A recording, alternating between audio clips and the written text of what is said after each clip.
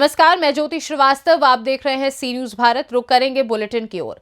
इस बुलेटिन में बात होगी बिहार की, जहां समस्तीपुर में महिसारी मध्य विद्यालय में 3 माह से नहीं मिला सफाई कर्मी को वेतन। साथ ही चर्चा होगी कैमूर की, जहां रामपुर में भाजपा मंडल अध्यक्ष अखिलेश सिंह की अध्यक्षता में की गई बैठक। और बात होगी कौशाम्बी की, जहां पूर्व विधायक के भाई के घर हुए विस्फोट के मामले में हाई पावर कमेटी ने शुरू की जांच। इन तमाम खबरों पर होगी विस्तार से चर्चा।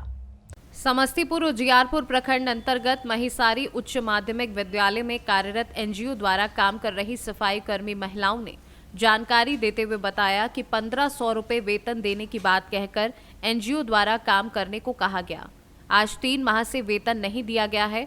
आर्थिक तंगी से जूझ रही हूँ। क्या कुछ कहा, आइए आपको सुनवाते हैं। समस्तीपुर से सी न्यूज संवाददाता प्रवीण प्रकाश की रिपोर्ट।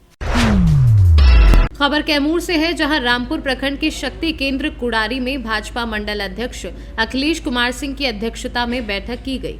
मुख्य अतिथि के रूप में जिलाध्यक्ष मनोज जायसवाल, जिला प्रभारी सुरेश शर्मा, पूर्व जिला सहकारिता पदाधिकारी भाजपा नेता रामाश्रय राम और जिलाध्यक्ष मनोज जायसवाल एवं जिला प्रभारी सुरेश शर्मा ने कहा कि आने वाले 2024 लोकसभा चुनाव में पीएम मोदी के नेतृत्व में हम सरकार बनाएंगे।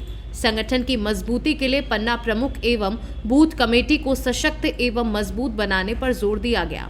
बता दें कि गांव चलो अभियान कार्यक्रम में प्रवासी के रूप में भाजपा मंडल अध्यक्ष अखिलेश कुमार सिंह के द्वारा लगातार 5वें दिन बूथ संख्या 266 तेनुआ में कई लोगों की उपस्थिति में ग्रामीणों को प्रधानमंत्री मोदी की योजनाओं के बारे में विस्तृत तरीके से बताया गया। इस मौके पर अल्पसंख्यक प्रकोष्ठ के मंडल अध्यक्ष समीउल्लाह अंसारी, मंडल मंत्री इंदू सिंह, मंडल मंत्री तैबून निशा, पालक भूपेंद्र कुमार सिंह आदि लोग उपस्थित रहे। कैमूर से सी न्यूज संवाददाता रामप्रवेश तिवारी की रिपोर्ट। कौशाम्बी जिले के सिराथू पूर्व भाजपा विधायक के भाई के घर पर हुए ब्लास्ट के मामले में हाई पावर कमेटी की जांच शुरू हो गई है। एडीजी तकनीकी लखनऊ के आदेश पर प्रयागराज के एक्सप्लोसिव एक्सपर्ट टीम ने ब्लास्ट में क्षतिग्रस्त हुए मकान के मलबे से नमूने जुटाए, तो वहीं मकान मालिक पूर्व विधायक शीतला प्रसाद पटेल के भाई चंद्रिका पटेल उर्फ मुन्ना पटेल ने इसे साजिश के तहत घर पर हमला बताते हुए अज्ञात के खिलाफ मुकदमा दर्ज कराया है। बता दें कि बृहस्पतिवार को पूर्व भाजपा विधायक के भाई के घर पर अचानक ब्लास्ट हुआ था, जिसके बाद घर में आग लग गई थी। ब्लास्ट से घर का अगला हिस्सा पूरी तरह क्षतिग्रस्त हो गया था। अब एफएसएल की टीम द्वारा जुटाए गए सैंपल की रिपोर्ट से ही मामले का खुलासा होने की उम्मीद है। कौशाम्बी से सी न्यूज संवाददाता इम्तियाज अहमद की रिपोर्ट। जयपुर के शास्त्री नगर रोड पर प्रभात स्वीट के पास अवैध निर्माण हो रहा है। पार्षद जितेंद्र लखयानी व नगर निगम की मिली भगत से ये काम कराया जा रहा है। बताया जा रहा है कि ये निर्माण बेसमेंट में चल रहा है। लोगों ने बताया कि यहां नगर निगम के लोग आते हैं, पर पार्षद जितेंद्र लखयानी व निर्माण मालिक इनसे मिलकर चले जाते हैं, पर हो रहे अवैध निर्माण पर निगम द्वारा कोई कार्यवाही नहीं होती है। इस अवैध निर्माण के बारे में जब किशनपोल जोन डीसी पूजा मीना से बात करनी चाही तो उन्होंने फोन नहीं उठाया। जयपुर से सी न्यूज संवाददाता विजय भवानी की रिपोर्ट। भारत नेपाल सीमा पर स्थित उत्तर प्रदेश के 8 जिलों में भारत नेपाल मैत्री महोत्सव की शुरुआत 9 फरवरी को सिद्धार्थनगर जिले से की गई है।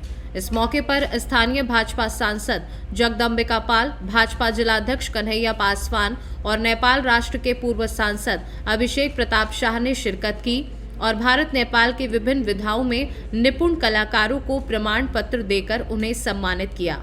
उत्तर प्रदेश संस्कृत पर्यटन विभाग द्वारा सिद्धार्थनगर, महाराजगंज, कुशीनगर, श्रावस्ती, बलरामपुर, बहराइच सहित भारत नेपाल सीमा से सटे 8 जनपदों में 29 फरवरी तक इस कार्यक्रम का आयोजन होना है। इस कार्यक्रम की रूपरेखा के बारे में बताते हुए संस्कृत पर्यटन विभाग के सहायक निदेशक राजेश अहिरवार ने बताया कि उत्तर प्रदेश के संस्कृति पर्यटन विभाग के मंत्री जयवीर सिंह के दिशा निर्देश में इस कार्यक्रम का आयोजन भारत नेपाल सीमा पर स्थित उत्तर प्रदेश के 8 जनपदों में किया जा रहा है। वहीं कार्यक्रम के समापन के अवसर पर आए स्थानीय सांसद जगदम्बिका पाल ने कहा कि आज पूरा विश्व भारत की तरफ देख रहा है। आज भारत नेपाल सीमा के सिद्धार्थनगर जिले में भारत नेपाल मैत्री महोत्सव का आयोजन इस बात का प्रमाण है कि दोनों देशों की संस्कृतियां कितनी मिलती हैं।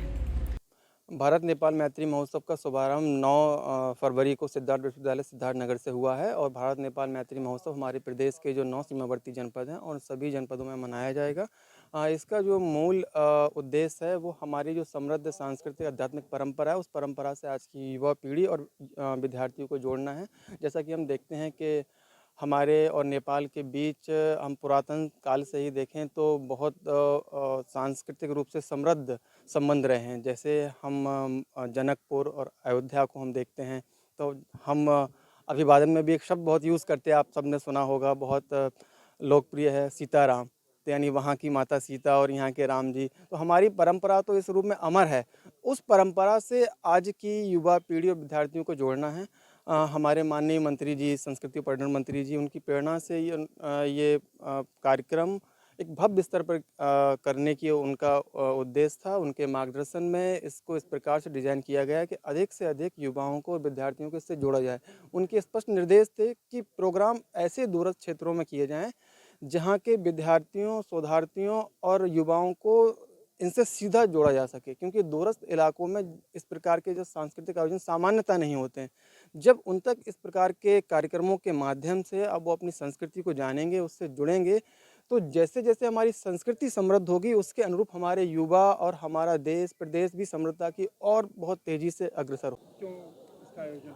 देखिए, नेपाल हमारा पड़ोसी राष्ट्र है, न केवल मित्र राष्ट्र है। नेपाल से भारत का हमेशा रोटी बेटी का संबंध रहा है। मैं धन्यवाद दूंगा अपने उत्तर प्रदेश सरकार को, मुख्यमंत्री योगी आदित्यनाथ जी को, संस्कृति पर्यटन मंत्रालय उनके मंत्री जयवीर सिंह जी को, कि ये 8 जनपदों में 21 दिन तक लगातार न केवल भारत या उत्तर प्रदेश या नेपाल बल्कि भारत के विभिन्न राज्यों को, अभी आपने देखा ही मध्य प्रदेश की हमारी जिस तरीके से पाली जी कार्यक्रम परफॉर्म कर रही थी, और नेपाल के ये कल्चरल एक्सचेंज है, सांस्कृतिक आदान प्रदान है। इससे निश्चित तौर से एक दूसरे के करीब आते हैं, भावनात्मक रूप से रिश्ते मजबूत होते हैं, और ये पहल तो अपने आप में एक नया अध्याय भारत और नेपाल के रिश्तों में जोड़ेगा और इसे आगे भी निश्चित तौर से जारी रखना चाहिए।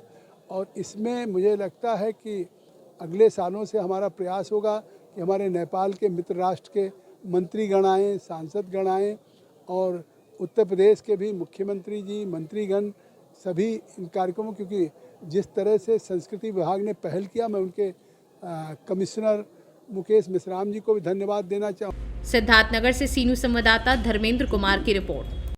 फिलहाल के लिए बुलेटिन में बस इतना ही। देश दुनिया की बाकी खबरों को जानने के लिए आप देखते रहिए सी न्यूज़ भारत।